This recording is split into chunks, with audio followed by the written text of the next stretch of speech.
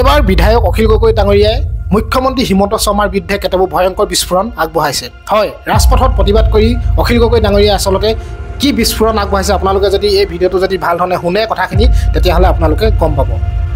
আৰু চাওক, এইখিনিতে এটা কথা কওঁ, কি কাৰণে প্ৰতিবাদ কৰিছে চাওক। যিখন কাৰ আইন আমাৰ অসমত বলবৎ কৰা হ'ল, 5জন নিৰীহ যুৱক আচলতে কাৰ আন্দোলনত শ্বহীদ হৈছিলে, নহয় জানো? এতিয়া এনেকুৱা লাগে তেওঁলোকৰ যি শ্বহীদ হৈছিলে তেওঁলোকৰ আচলতে বলিদান দিছিলে কাৰ আন্দোলনত। গতিকে তেওঁলোকৰ বলিদান অথলে যোৱা নিচিনা লাগে, নহয় জানো? লাখ লাখ মানুহ, হেজাৰ হেজাৰ মানুহ এই কাৰ আন্দোলনত ওলাই আহিছিলে ৰাজপথলৈ। সকলোৱে প্ৰতিবাদ কৰিছিলে যাতে কাৰ আইনখন আমাৰ অসমত গৃহীত হ'ব নোৱাৰে। আৰু কাৰ আইনখন অসমত গৃহীত হোৱাৰ পিছত কি পৰিস্থিতি এটা সন্মুখীন হ'ব এই কথা হয়তো অসমবাসী ৰাইজে ভাল ধৰণে উপলব্ধি কৰিব পাৰিছে। আৰু সেইকাৰণে এতিয়া দিনে ৰাতিয়ে প্ৰতিবাদত নামি পৰিছে। যেনিয়ে তেনিয়ে এতিয়া এটা হিংসাত্মক পৰিস্থিতি গোটেই অসমত।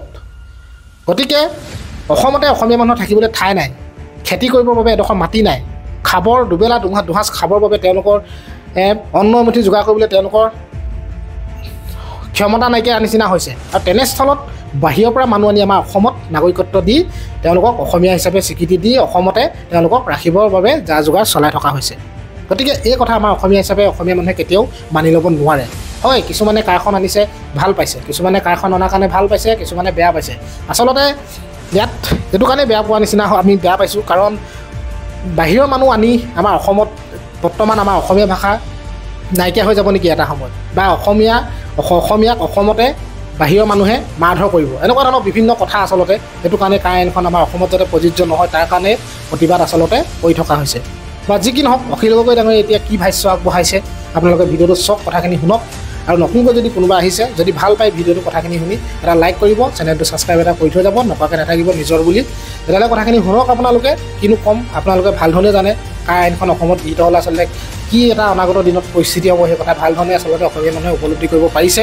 গতিকে বেছিকৈ কৈ নাথাকোঁ, অখিল গগৈ ডাঙৰীয়া এই ভিডিঅ'টো আপোনালোকে কথাখিনি শুনক। বাকী সময়খিনি তেওঁলোকে হাজিৰা কৰিবলৈ যাব লাগে, হয় নহয়? হয়, মিস্ত্ৰী কৰিবলৈ যায়, নহ'লে মিস্ত্ৰী দোকানী কৰিবলৈ যায়, নহ'লে বেংগলোৰত কাম কৰিবলৈ যায়, চিকিউৰিটি গাৰ্ড কৰিবলৈ, নহ'লে ৰিক্সা চলাবলৈ আহে, নহ'লে বেটাৰী ৰিক্সা চলাবলৈ আহে। মুঠতে হাজিৰা কৰি যেনে তেনে খাবলগীয়া পৰিস্থিতি হৈছে, হয় নে নহয়? 28-32 কিমান হ'ল? 28-32 কিমান হ'ল? 100জন মানুহৰ ভিতৰত অসমৰ 60জন মানুহৰ ঘৰত খাবলৈ নোজোৰে। কি বুলি ক'ব? 100জন মানুহৰ ভিতৰত 60জন মানুহৰ ঘৰত খাবলৈ নোজোৰে, হয় নে নহয়? তাৰ কাৰণে যদি আমাক ৰেচনৰ চাউল নিদিয়ে আমি নেখাই মৰিম। কথাটো বুজিছেনে? যদি ৰেচনৰ চাউল নিদিয়ে তেতিয়াহ'লে আমি নাখাই মৰিম। যি সময়ত আমাৰ অসমীয়া মানুহৰ হাততে মাটি নাই, হয়নে?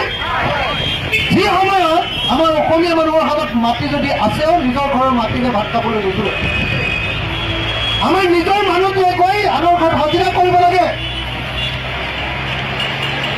আনৰ ঘৰত হাজিৰা কৰিব লাগে। অসমৰ 32 লাখ মানুহ এতিয়া নিবনুৱা, ৰেজিষ্টাৰ কৰা নিবনুৱা সংখ্যা 32 লাখ। অসমৰ গাঁৱৰ মানুহে এতিয়া আটাইতকৈ ডাঙৰ সপোনটো কৈ যেনে তেনে অৰুণোদয়ৰ নামটো বঢ়াই দিয়া, হয়নে নহয়? ইয়াতে মই বহি আছোঁ, কেইবাগৰাকী মহিলাই মোক কৈছে, ছাৰ এবাৰ মোৰ নামটো কিন্তু অৰুণোদয়ত ভৰাই দিব দেই, হয়নে? এই আয়ে কৈছে, হয়নে নহয়? অৰুণোদয়ত কিমান টকা পাওঁ? 1250 টকা। 1250 টকাত আমেৰিকাত 3 কেজি চাউল কিনিবলৈ নোজোৰে। 3 কেজি চাউল 1250 টকাত অসমত এটা গেছ চিলিণ্ডাৰ কিনিবলৈ অসম হয়হে। আমি কিমান দুখীয়া মানুহ গম পাইছেনে? যদি আমাৰ নিজৰে মাটি নাই তেতিয়াহ'লে এই যে বাংলাদেশৰ পৰা যে বিদেশীবিলাক আমি আনিম, তেওঁলোকক ক'ত পঢ়িব? ক'ত পঢ়িব? হিমন্ত বিশ্ব শৰ্মা আকাশত ক'ৰবাত তেওঁলোকৰ কাৰণে মাটি উলিয়াই দিব নেকি? দিব নেকি? অসম মাতৃৰ বুকুৰ পৰা মাটি কাঢ়ি ল'ব লাগিবনে নাই? লাগিবনে নাই?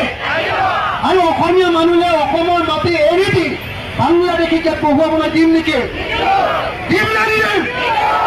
আৰে জোৰকে দিম নে নিদিম? দিম নেকি?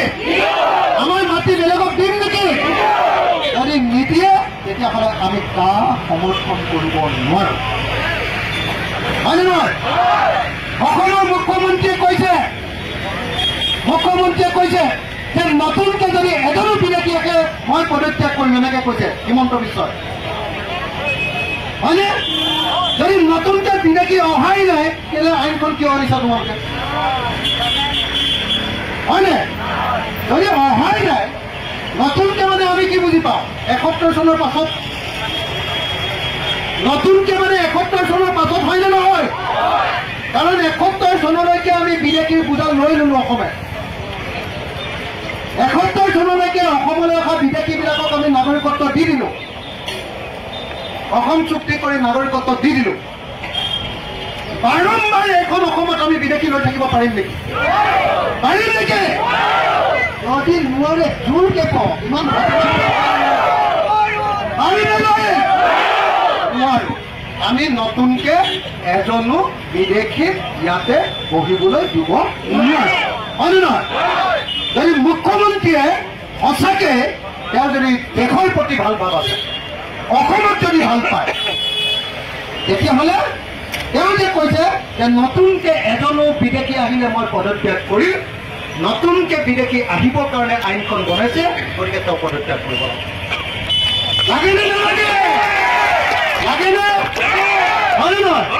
নতুনকে বিদেশী আনি ইয়াত সংস্থাপিত কৰিবৰ কাৰণে সেইটো আইনখন বনাইছে। হয়নে নহয়? কিমান বিদেশী ইয়াত সংস্থাপিত হ'ব জানেনে এই আইনখন হ'লে? অসমত বাংলাদেশৰ পৰা আহি মনে মনে য'তে ত'তে বহি থকা এনেকুৱা মানুহৰ সংখ্যাটো হ'ল ১৫ৰ পৰা ২০ লাখ। ৭১ চনৰ পাছত ১৫ৰ পৰা ২০ লাখ। NRCতে তেনেকুৱা নাম নথকা মানুহৰ সংখ্যা হৈছে ১৯ লাখ। ১৯ লাখ NRC। এই NRCত যে ১৯ লাখ আহিছে, তাৰ উপৰিও আকৌ বিদেশীবিলাকে ভয়তেতো NRCত এপ্লিকেশ্যনে দিয়া নাই বহুতে। হয়নে নহয়? অন্তত পক্ষে বাংলাদেশৰ পৰা অহা হিন্দু বাংলাদেশীৰ সংখ্যা ৭১ চনৰ পৰা ১৪ চনলৈকে অহা বিদেশীৰ সংখ্যা কমেও ১৫ৰ পৰা ২০ লাখ। এই ১৫ৰ পৰা ২০ লাখ মানুহক আমি অসমত বহিবলৈ দিম নে নিম? ঢিলা ঢিলি ঢিলা ঢিলি ঢিলা ঢিলি। হা, ভোক লাগিছে নেকি? দিম নে নিদিয়ে? ২০ লাখ মানুহকে বহিবলৈ দিম নে নিদিয়ে? দিম নেকি?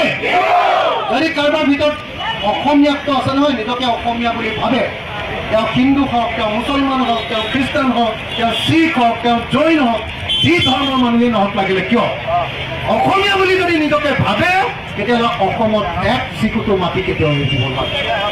হয়নে নহয়? আৰু হিমন্ত বিশ্ব শৰ্মা অসমীয়া নহয় কাৰণে মাটি দিম বুলি কৈছে। হয়নে? হয়নে নহয়? কেলে অসমীয়া নহয়? কাৰণ তেওঁ দিল্লীৰ দালাল। হয়নে নহয়?